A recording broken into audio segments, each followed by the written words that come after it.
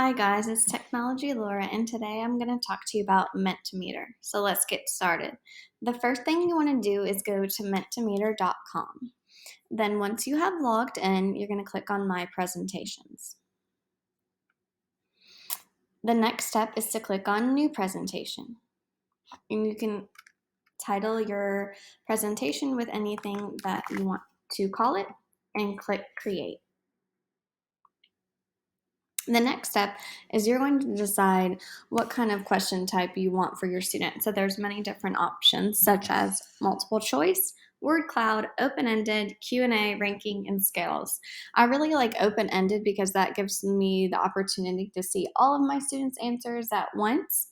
And so then I'll go and click down here and I will say, tell me about your weekend.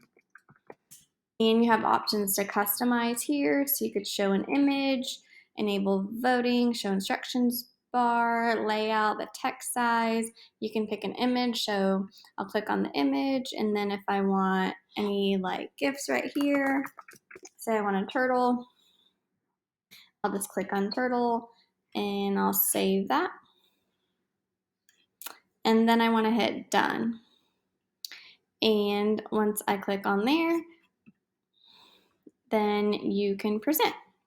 So you hit present. And so this is usually what's projected on the Promethean board. And so then your students also recommend them to bookmark menti.com. They're going to type in this code, and that can be done on their own device, a cell phone, laptop, tablet, etc. No login required, which is really awesome and easy, student friendly to use. So it says, tell me about your weekend.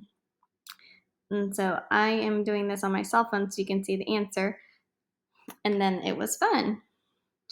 And then if you want to have your students answer multiple times, they can keep doing that. But I really like this because all of the answers are going to be auto-populating, so you're getting quick instant feedback from your students. You can also copy that link and put it on your LMS. You can see how many students have answered based off this over here in the right-hand corner.